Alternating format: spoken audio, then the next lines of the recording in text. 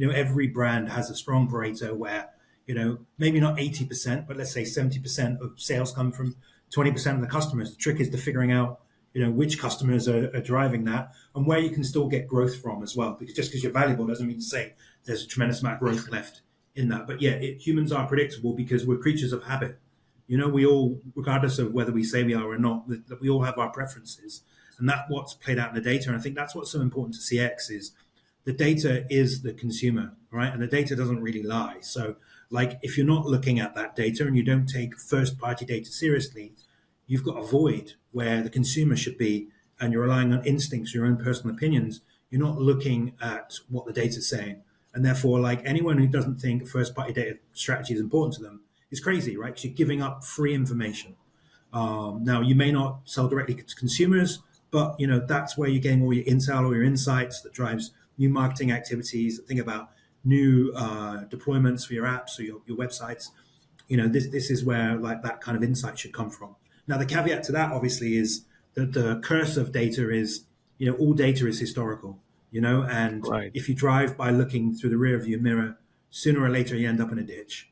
So you can't just rely on the data. You need to use your common sense and your perspective of what the future is going to look like. But yeah, that data is a tremendous friend and ally to anyone trying to do their job. But again, to your point, one of the points in your video, one common pitfall of looking, first of all, yes, first party data, there are no doubts in that, especially when we're looking into a cookie-less future, less reliance on third party data. And if any brand already has first party data, it's like gold. If you're not making the most of it.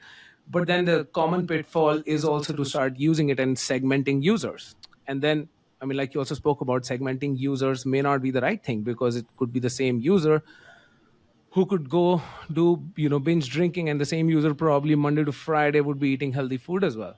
Yeah. But now with data, can we go ahead and do some, I don't know if it's still a thing, like a hyper personalization? Look at moments rather than people.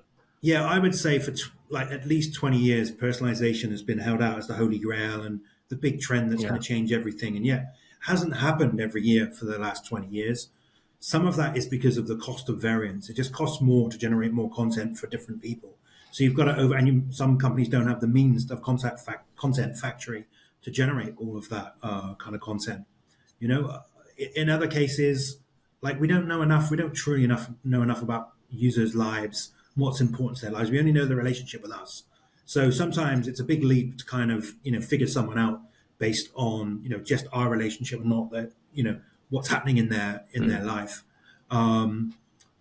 But particularly with AI, everyone thinks that, generative AI is going to enable, new levels of hyper personalization, but personalization is really a machine learning, it's a recommender engine. It's like predictive models.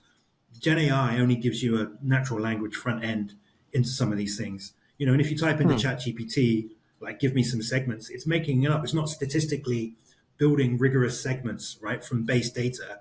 It's just using its training data to come up with something plausible, which is fine if you want personas or just want some kickstarters to get going about thinking about customers. It can be great for that, but it's not like actually doing the work that you really need to do for like a behavioral segmentation, for example.